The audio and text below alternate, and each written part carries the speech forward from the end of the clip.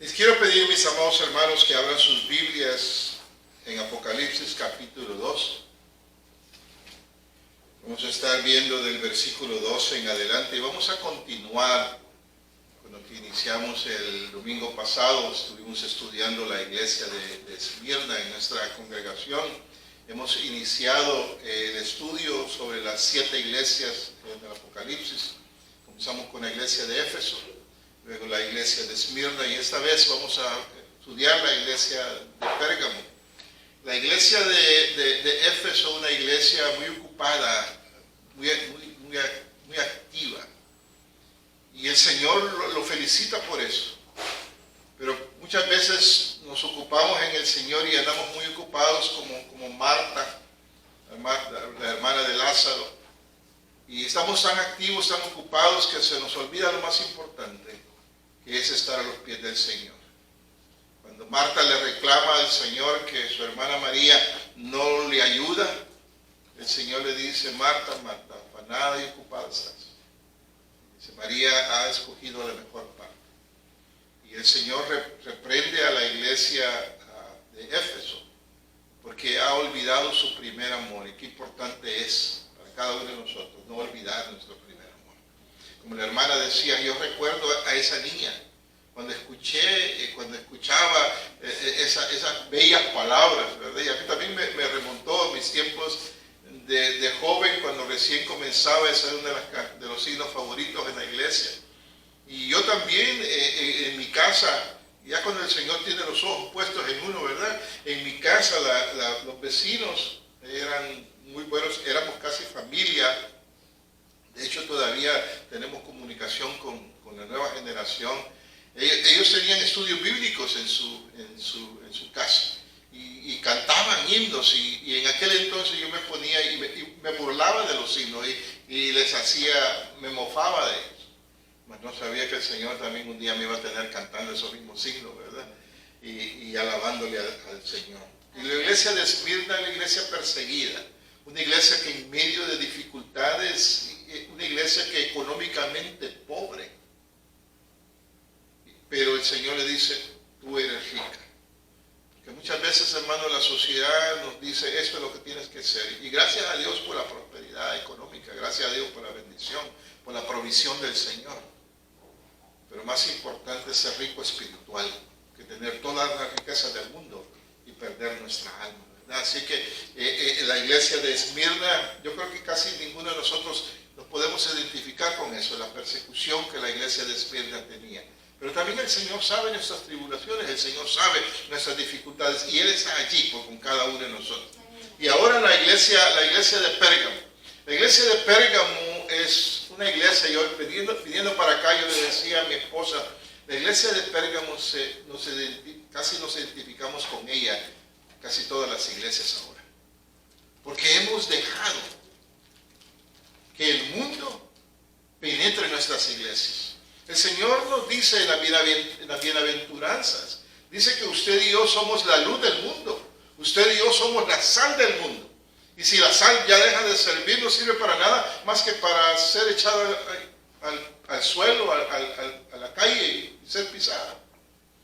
Y muchas veces creo que, y no estoy hablando en nuestra congregación o esta congregación, sino que estoy hablando en la iglesia en general, muchas veces hemos dejado de ser luz.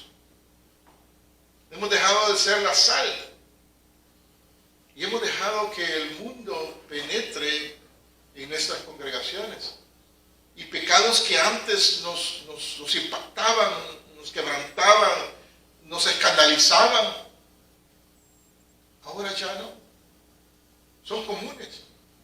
Y muchas veces nosotros los pastores tenemos que lidiar con el mal comportamiento de la congregación y esperan que uno los acepte, que uno los reciba y que uno, y más importante, la palabra de Dios se amolde a lo que ellos quieren hacer.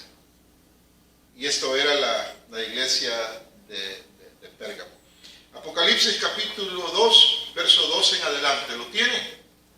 Amén. Y dice: escribe al ángel de la iglesia en Pérgamo, el que tiene la espada aguda de 2 filos, dice esto: cuando Juan comienza a recibir la visión, En el capítulo 1, verso 16 dice, tenía a su diestra, hablando identificándose al Señor Jesús, tenía a su diestra 7 estrellas y de su boca salía una espada aguda de 2 filos, dice.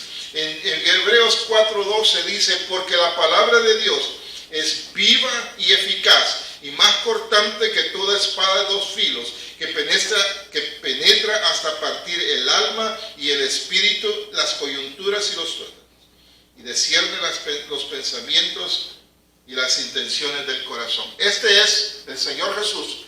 Con su palabra va a venir y va a traer juicio y va a traer y dividir. Bueno, nosotros más adelante dice, yo conozco tus obras. A otra gente podemos engañar. Muchas veces nos engañamos a nosotros mismos. Podemos venir, yo siempre digo, ser cristiano dentro de la iglesia es bien fácil.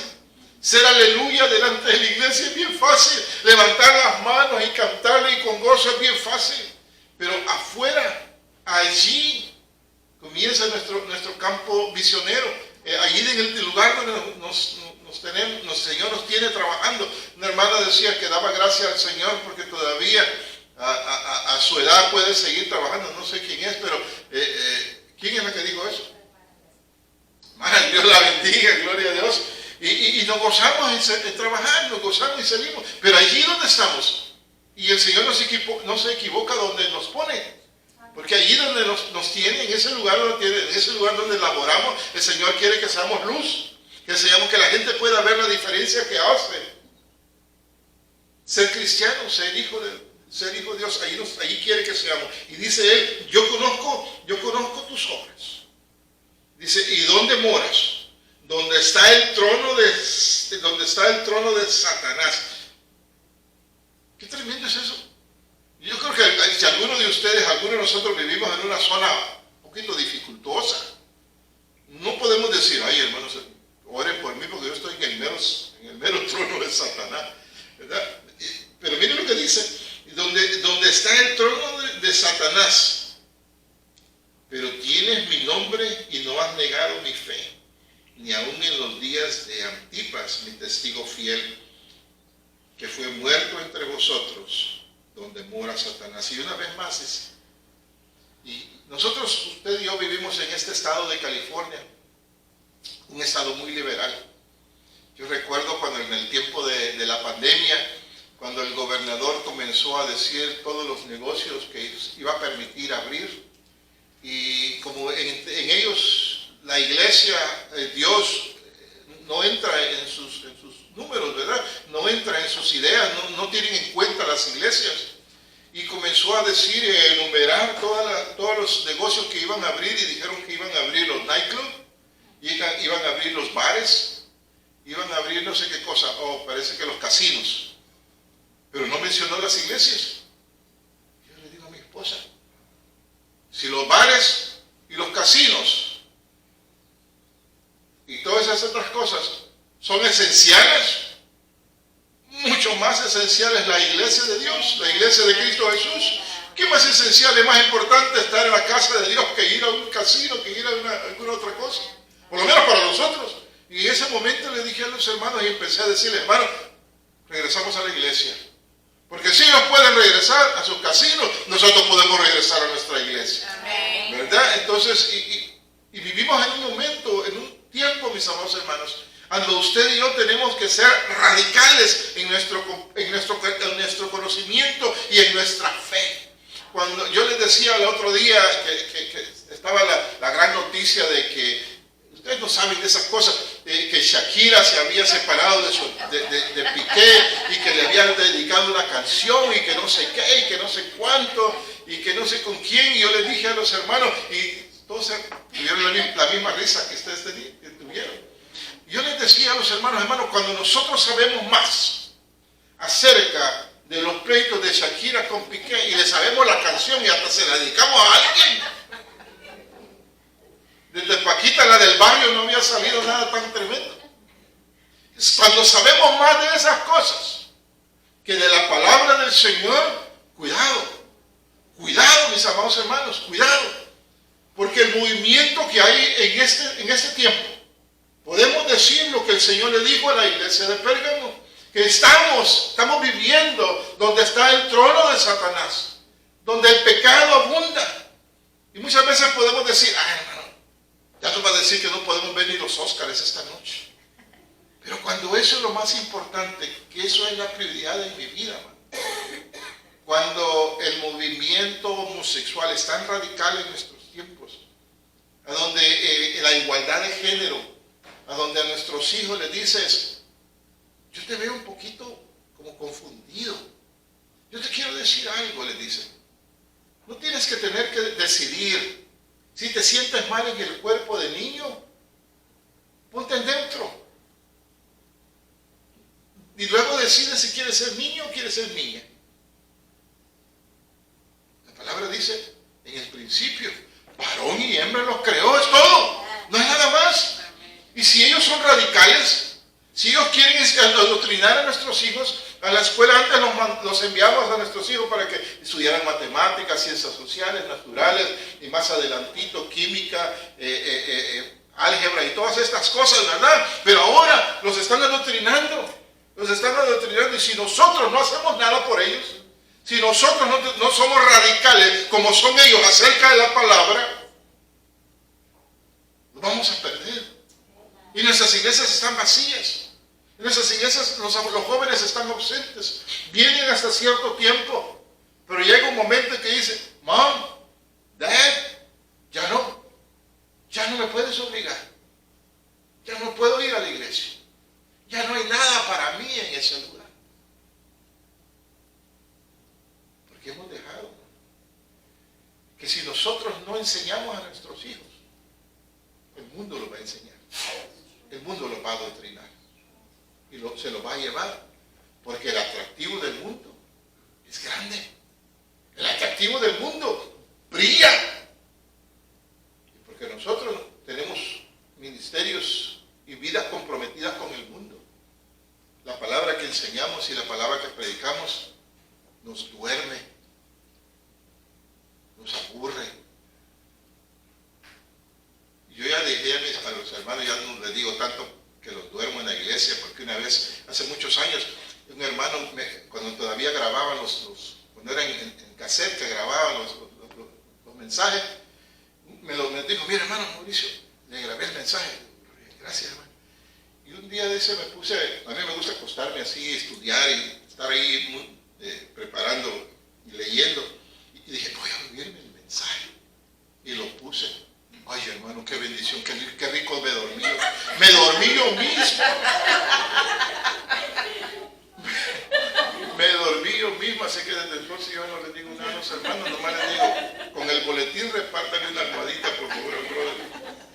Fíjense nomás que no se vaya a caer de la vaca. Pero hemos perdido y el enemigo nos está ganando.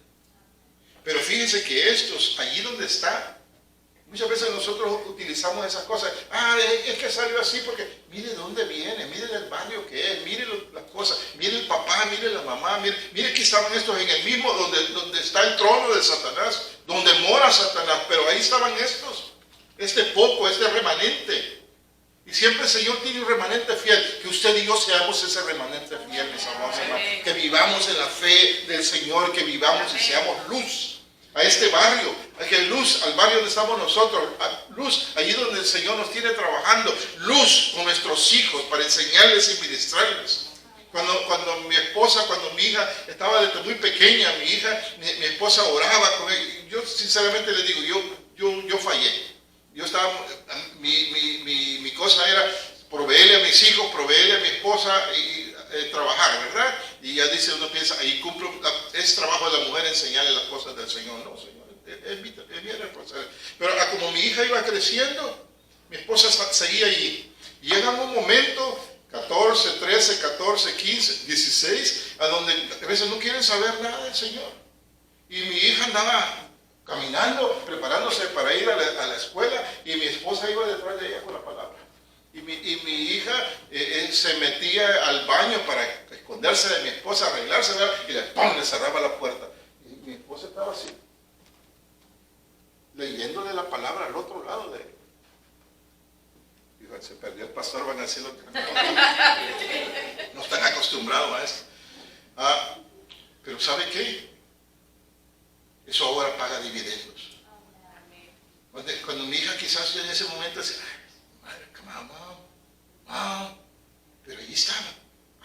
desistía. Ahí seguía clamando, ahí seguía pidiendo. Ahora paga dividendos. Porque no importa dónde estemos, podemos estar en el otro lado del mundo. Mi hija la llama. Y entre ellas dos tienen un compromiso. Todos los días se van a decir good morning y todos los días se van a decir buenas noches. Y todos los días van a orar para comenzar y para terminar. Comienzan con una oración, terminan con un texto bíblico. Hasta este momento. Mi hija es una mujer casada, una mujer profesional, pero todos los días, eso que sembró, ahora ha dado fruto. Amén. No dejemos, no digamos, no, así se va a la universidad, no, quién sabe. No, mandémoslos en el nombre de Cristo, mandémoslos reforzados, mandémoslos cimentados en la palabra del Señor, metidos con Él. Por eso tenemos que ser radicales en nuestra fe, porque ellos son radicales a enseñanzas malignas y diabólicas que les enseñan a nuestros hijos. Tenemos que ser radicales. Y dice, yo conozco, y en medio de todo eso estaba este Antipas, mi testigo fiel, dice que fue muerto entre vosotros donde mora Satanás. ¿Sabe que en ninguna otra parte, más que aquí, se menciona de este hombre? En ninguna otra parte. Pero Dios sabe. Él conoce. Quizás a usted nadie sabe de sus luchas. Nadie sabe de sus preocupaciones. Nadie sabe de su fe. Nadie sabe que usted se levanta temprano en la mañana y tiene al pastor, y tiene la iglesia, y tiene la obra, tiene a la hermana Gina, y tiene a los líderes delante del Señor. Nadie lo sabe. Nadie sabe lo que usted padece por la fe en el Señor. Pero Él sí lo sabe. ¿Y qué bendición es? Es mejor que Él lo sepa, que lo sepa todos los demás. Porque la recompensa del mundo... Yo escuchaba a un pastor antes decía, cuando te aplaudan, disfrútalo, porque es todo lo que vas a tener. Es mejor la recompensa del cielo que las recompensas terrenales. Y aquí estaba a mí me llama la atención que dice, mi testigo fiel. ¿Sabe que cuando el Señor Jesús se presenta delante de Juan, Él mismo se da ese título? El mismo Señor Jesús se da ese título. Así que decirle a Antipas, que era testigo fiel, se nos pasó el tiempo. No le cambió la hora. Yo dije, ahora es las 12. Dios me guarde. Ya pensé que iban a empezar a salir. Pero como siempre el Señor le dice, pero tengo unas pocas cosas contra ti. Versículo 14. Pero tengo unas pocas cosas contra ti, que tienes allí a los que retienen la doctrina de Balaam, que enseña a Balac a poner tropiezo ante los hijos de Israel y a comer las cosas sacrificadas a los ídolos y a cometer fornicación. Yo creo que ustedes, estoy casi seguro, el pastor en los estudios bíblicos les ha hablado de esto, de este profeta. Es un profeta extraño para mí, porque es un profeta que no era hebreo, era un profeta que era de otra raza, de otra cultura. Mas sin embargo, de alguna manera, él conocía de Dios. Y el Señor hablaba con él. Cuando el pueblo de Israel sale de Egipto, el Señor lo saca en libertad de Egipto. Este rey de los moabitas, Balac, se llena de temor. Y ha escuchado lo que le ha pasado a otros reyes que se han opuesto al pueblo de Israel. Y ha escuchado del Dios del pueblo de Israel. Y se le ocurre algo. Sabe de Balaam y envía unos mensajeros con una ofrenda, con un dinero, para decirle a Balaam, Balaam te manda a llamar y quieres que vaya para que tú maldigas al pueblo de Israel. Balaam sabía quién era Dios, sabía también quién era el pueblo de Israel. Pero como Balaam muchas veces es como nosotros, que aunque sabemos lo que Dios quiere de nosotros, decimos, a lo mejor no, voy a probar. Y Balaam va y consulta con el Señor. Y el Señor le dice, no vayas. Ese pueblo es bendito, no vayas. Y Balaam sale como cuando nosotros éramos niños, o cuando los amigos nos invitan a algún lugar y la esposa no nos deja ir. y le decimos, no puedo ir, muchacho. Sorry. No me dan permiso cuando éramos niños, ¿verdad? No, yo quiero, pero mi mamá no quiere. Y a veces nos comportamos así con el Señor. El Señor dice, no lo hagas. Y le decimos a la otra, no, yo quisiera, pero Dios no quiere. Pues regresan los mensajeros y le dicen, no quiso venir. Pues le dicen, bueno, si lo quiso por este dinero, por esta cantidad, pues aumentemos la cantidad. Y lo mandan otra vez, con más promesas, con más riquezas. Y Balaam, en lugar de decirles, ya te dije que no. Hermano, cuando Dios dice no, es no. No le busquemos. Porque lo que el Señor le llama pecado, continúa siendo pecado, no importa lo que la sociedad diga. No importa cuando le diga, sí, ahora está bien que se casen, que tengan 2 papás y 2 mamás. Que ahora está bien que puedan venir gente de otros estados y que el estado de California les pague por el viaje, les pague por acomodación, por lugar por hospedaje y les pague por venir a tener un aborto. Eso está bien. No está bien. Cuando el Señor lo llama pecado, es pecado. Amén. Y nos tenemos que quedar tranquilos. Pues llegan una vez más y él dice, déjame consultar una vez más. Y el Señor, cuando insistimos y somos necios, disculpe la palabra, el Señor dice, ok, ven. Pero solamente vas a decir lo que yo te digo. Pero ya Balaam fue en contra de la voluntad de Dios, la voluntad permisiva de Dios. Cuando el Señor dice, eso es lo que quieres, ahí va. Y en el camino va con su asna Balaam y se encuentra con el ángel de Dios. Y el ángel de Dios tiene una espada. Imagínate este hombre, qué tan lejos estaba de la espiritualidad con el Señor, que la asna, que el animal, que la yegua, que la bestia de carga estaba más espiritual que él. Ya cuando algo es así, está tremendo la cosa. Porque el animal vio al ángel, se aparta del camino y Balaam comienza a golpearla.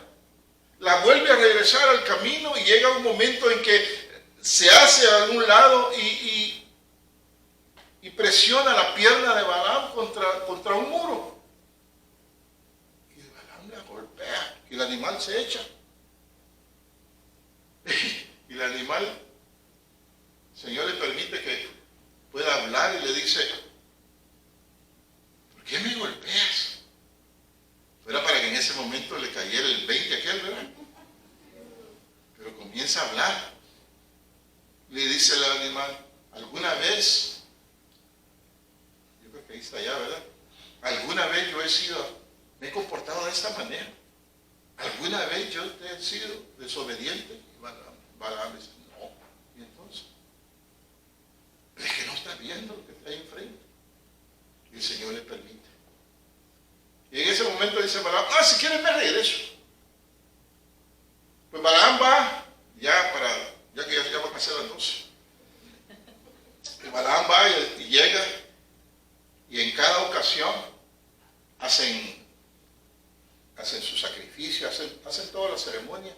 Y en cada lugar, en el momento que va Balaam a maldecir al pueblo de Israel, lo que sale es bendición.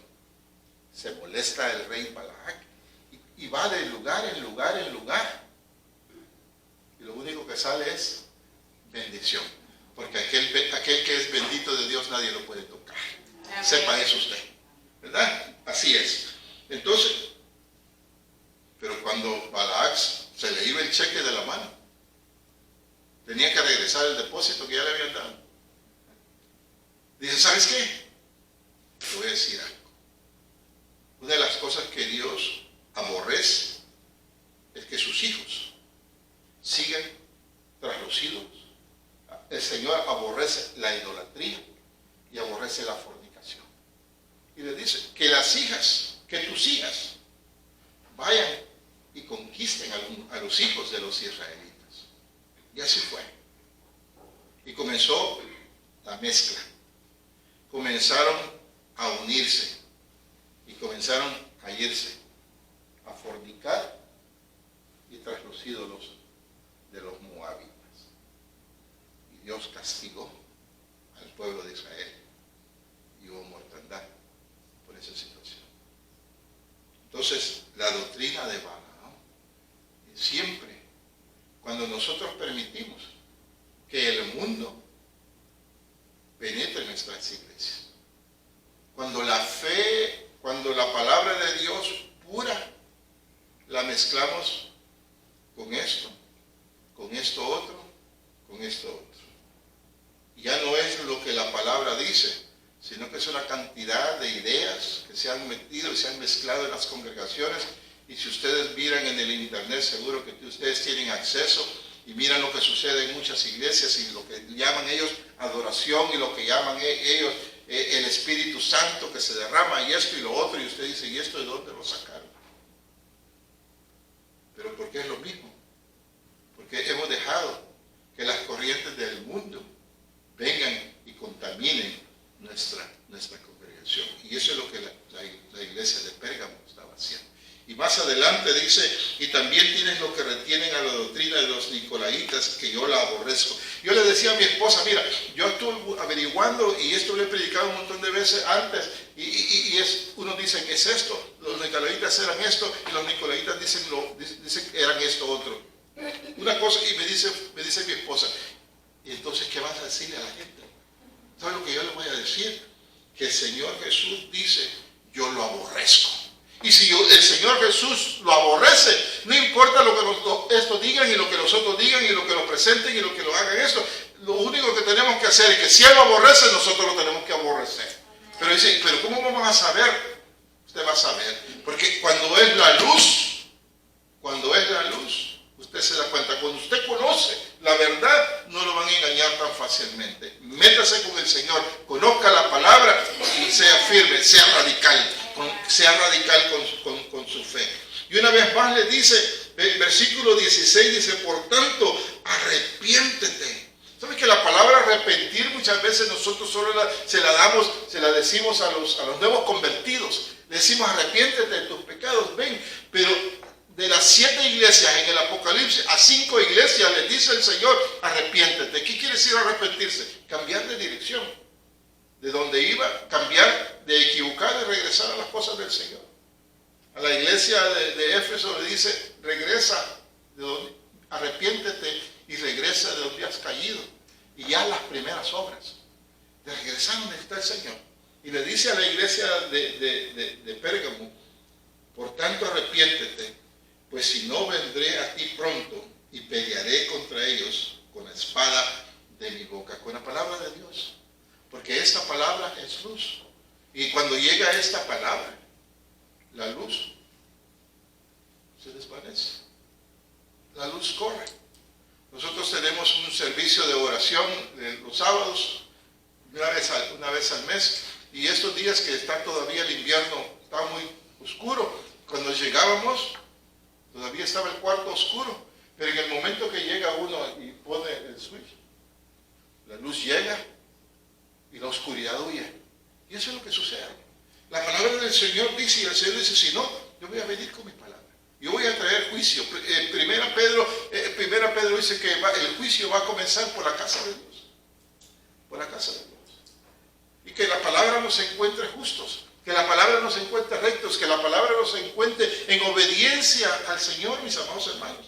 Que no dejemos que la iglesia, que nuestras iglesias sean iglesias comprometidas con el mundo, sino que sigamos como lo que el Señor les dice. A lo que el Señor aborrece, nosotros lo aborrecemos. Y no importa lo que diga el presidente, no importa lo que diga el gobernador, no importa lo que diga quien sea que lo diga, si es en contra de lo que dice Dios, es abominable a Dios. Y eso es lo que nosotros tenemos que rechazar. Y tenemos que ser con nuestros hijos y tenemos que enseñarle a nuestros hijos. Pero ¿sabe qué? Tenemos que vivirlo. Porque una cosa nosotros le decimos a nuestros hijos, haga esto, mijo, haga esto, pero si nos vean hacer otra cosa, nosotros le podemos decir a nuestros hijos, mijo, no fume, mijo, no tome, pero si estamos para calmarme los nervios, para agarrar valor. Si nuestros hijos nos ven hacer eso, pisoteamos todo lo demás. Porque van a hacer lo que nosotros nos ven a hacer. No van a hacer lo que nosotros les decimos que tienen que hacer. Dice: el que tiene oído, oiga lo que el Espíritu dice a las iglesias. El que venciere daré de comer del maná escondido, y daré una piedrecita blanca, y en la piedrecita escrito un nombre nuevo, el cual ninguno conoce, sino aquel que lo recibe. Entonces, conocen el maná cuando el pueblo de Israel en medio del desierto por 40 años, el Señor les proveyó pan del cielo, y les proveía por 6. Todos los días salían a buscar y tenían que recoger solamente lo necesario para ese día. Para el 7º día tenían que recoger para ese día y para el siguiente. Si recogían más, los otros días se podría. Pero el día de reposo, ahí está. Porque así es el Señor, las promesas del Señor. Y el Señor dice que nos va a proveer, que nos va a dar el alimento espiritual que necesitamos, y nos va a dar todo aquello que necesitamos, Él nos va a dar. Cuando nosotros, en nuestra fidelidad. Y luego dice: y daré una piedrecita blanca, y en la piedrecita escrito un nombre nuevo, el cual ninguno conoce sino aquel que lo recibe. Estaba leyendo y dice que en aquel entonces era algo muy común. Nosotros ahora, antes, para nuestras fiestas, las reuniones, damos tarjetas de invitación, ¿verdad? Y preguntamos: ¿ya te llevó la tarjeta de invitación? O la entregamos en la iglesia, ¿verdad? Andamos con los hermanos: hermanos, quiero que venga a nuestra reunión, lo que sea, traemos las invitaciones. Ahora son electrónicas. Llega el sobre por correo electrónico, lo pulsamos y el sobre se abre y ya sale la invitación electrónica. Y ahí podemos decir sí, no, cuánto voy a comer, voy a ir solo yo, pero póngame 2 platos. Yo siempre le digo a los hermanos, dice: pastor, ¿y usted qué va a traer a la fiesta? Les digo: hambre. Seguro yo voy a decir, pero eso es lo que yo llevo siempre a la fiesta, hambre. Pero ¿sabe qué? Que en aquel entonces había varias aplicaciones que encontré. Una, cuando una persona estaba en un juicio y salía inocente, había 2 piedras, negra y blanca. Salía inocente, le daban la piedra blanca. Y eso era la prueba de que era absuelto, de que era libre, de que era inocente. Qué bendición de saber que usted y yo, por la sangre de Cristo Jesús, hemos sido encontrados inocentes. Hemos sido encontrados sin culpa. Entonces tenemos la piedrecita blanca. Otra era una piedrecita, era una invitación para un banquete especial. Y ponían su nombre. Y cuando llegaban, te podía decir: aquí está. Yo tengo acceso a este banquete. Temprano hablábamos sobre los Óscares. Ponen graderías allí para que la gente la gente está allí, pues, y añoran estar ahí solo para ver pasar a la gente que no lo vuelven ni a ver. Pero quieren ver para decir: aquí estuve. Y los puestos de los Óscares, esos lugares les dan a los más importantes, a los artistas más conocidos, los artistas más famosos, están en los primeros lugares. Esa es la vanidad del mundo. Pero usted y yo tenemos acceso al banquete más especial del mundo. Tenemos acceso al trono de la gracia. Amén. Pero comienza diciendo: cuidado, yo sé que ustedes moran a donde está Satanás, pero eso no es excusa para que ustedes no vivan una vida íntegra y recta. Aquí está Antipas. Nadie lo conoce. La iglesia lo conocía, pero más importante, el Señor lo conoció. ¿Sabe lo que el nombre de Antipas significa? En contra de todos. Y muchas veces usted y yo tenemos que estar, no digo de la iglesia, ¿verdad?, pero en contra del mundo, en contra de aquellas cosas que el Señor llama mal, que llama pecado, que aborrece. Que el Señor nos ayude. Y usted dice: pues esto no es para mí. Pero si usted le hace así, usted va a decir: sí tengo oído. Entonces, este mensaje es para usted, es para mí. Tenemos que tener cuidado, que tenemos que guardar la fe, que no dejemos que en nuestras vidas y en nuestra iglesia se penetre y la influencia del mundo sea más grande que la influencia de Dios. Porque de lo que yo me alimento y a lo que yo alimento, eso es lo que va a ser más fuerte. Si yo alimento la carne, mi carne va a ser más fuerte. Si yo alimento mi espíritu va a ganar.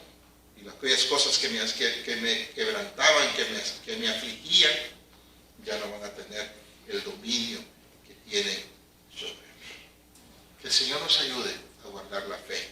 Que el Señor nos ayude a ser como Antipas.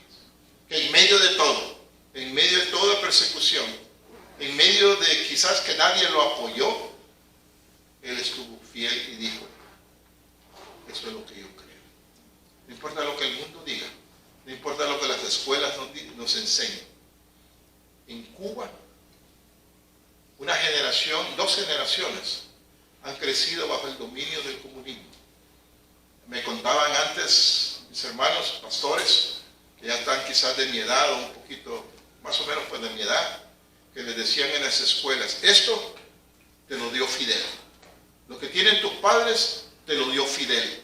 La escuela que tienes te lo ha dado Fidel. Fidel es, ya saben quién es Fidel, ¿verdad? De la barbita. Y cuando llegaban a la casa, les decían, mi hijo, eso es lo que te dice la escuela.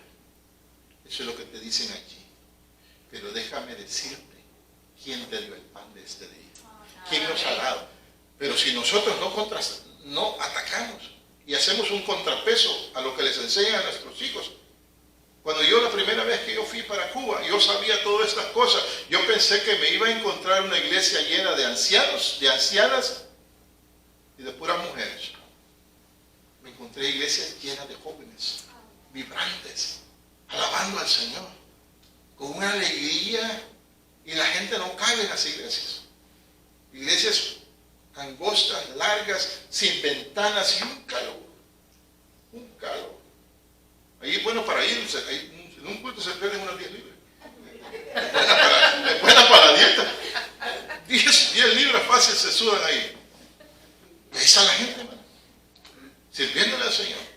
En medio de siendo adoctrinados desde niños, adoctrinados acá, adoctrinados por la televisión, adoctrinados por todos lados. Pero ¿qué sucedió? En la casa, sus padres fueron radicales en su fe y no dejaron que la contaminación del mundo le ganara a sus hijos. Que esa sea una realidad en nuestras vidas. Y dice usted, pues ya mis hijos están grandes, yo perdí la oportunidad. No, nunca es tarde. Comience ahora, comience a hablar, comience a orar por ellos, porque nunca es tarde. Ese es el día de la salvación, dice el Señor. Nos ponemos de pie, vamos a, no sé si hay algún otro canto.